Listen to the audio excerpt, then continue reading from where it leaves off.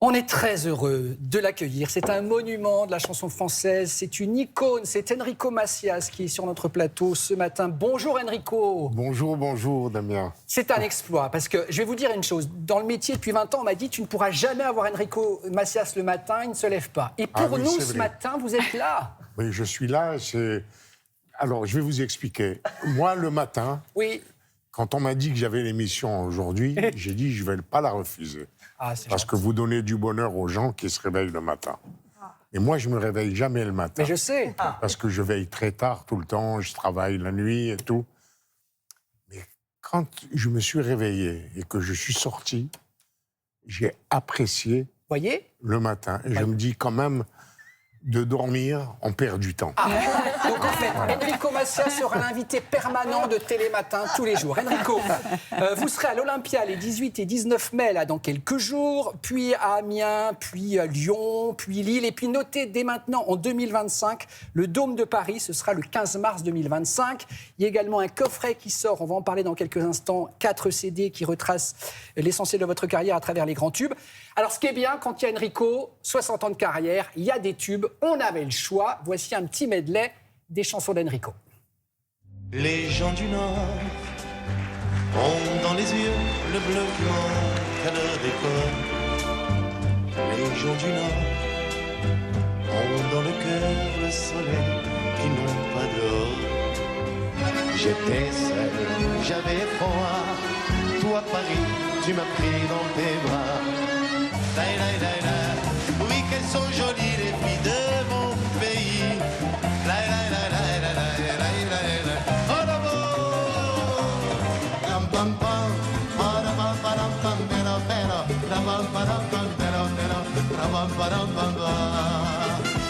enfant de tout pays et de toute couleur, vous avez dans le cœur notre bonheur.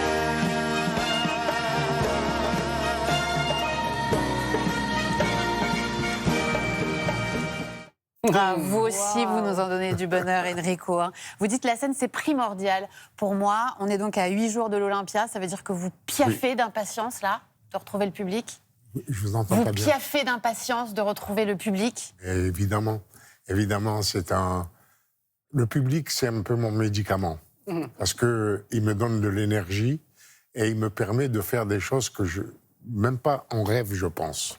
Voilà. La scène permet de se surpasser, c'est une espèce de parenthèse enchantée. Oui, ça me donne une énergie incroyable, c'est une magie, la scène. Mais c'est de part et d'autre, parce que dans la salle, moi j'ai assisté à vos spectacles, l'énergie on la reçoit et ça nous fait du bien aussi, nous les spectateurs. Je dis que le public me donne une énergie incroyable. Oui, mais vous donnez aussi au public. Je pense que je ne suis pas en forme.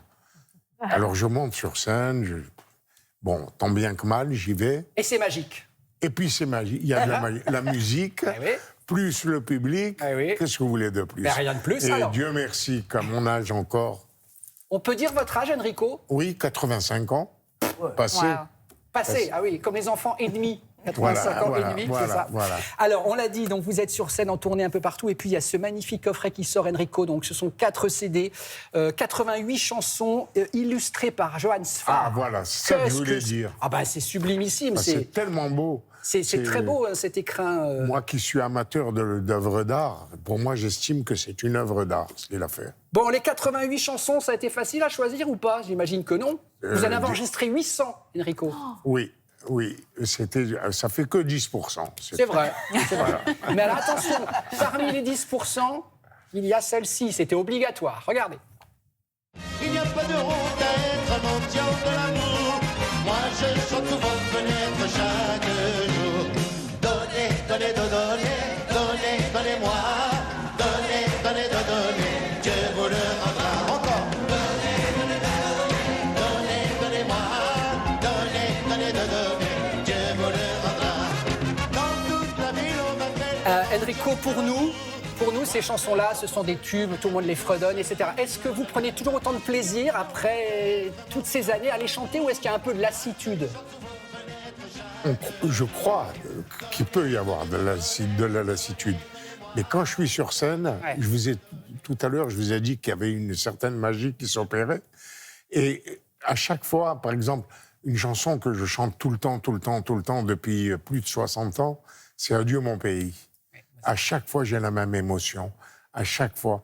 Bon, je ne sais pas pourquoi, mais c'est une magie qui se renouvelle tout le temps. On s'est replongé dans vos débuts, Enrico. Est-ce que c'est vrai que vous jouiez de la mandoline en cachette de votre père? Pourquoi? Alors, vous savez, c'est pas pour rien qu'on réussit dans une carrière. Il y a beaucoup de chance.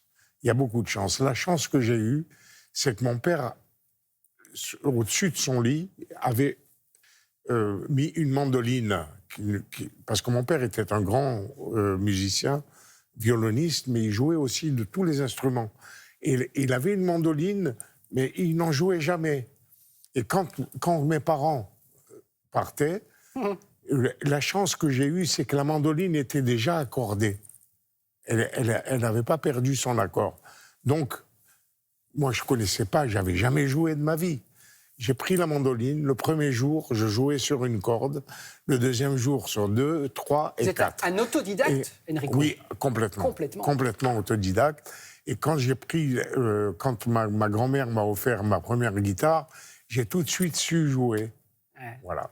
Alors, vous parliez de cette chanson que vous chantez depuis 60 ans, J'ai quitté mon pays. On va l'entendre à travers ces images. On a retrouvé un des premiers reportages que la télé vous consacre, Enrico. 1963, vous habitez boulevard Beaumarchais à Paris. Oui, on va voir chez ces ma images. belle-mère. Voilà, chez votre belle-mère. Oui, non, mais c'est vrai. Vous diriez quoi, ces 60 ans de carrière? Ça passe vite, une carrière comme ça, Enrico? C'est incroyable parce que quand j'y repense, je me dis, c'est un grand privilège de Dieu de m'avoir permis de vivre jusqu'à cet âge-là. Hein. Malheureusement, c'est pas donné à tout le monde. Et puis de continuer à faire mon métier. Là, c'est votre petite Josia qui avait un an. C'est pas un métier, c'est une vocation, Ouais, c'est une passion, voilà. Voilà, on vous voit avec votre petite Josia qui avait 1 an à l'époque. Et là, c'est votre épouse Suzy qui nous a quittés.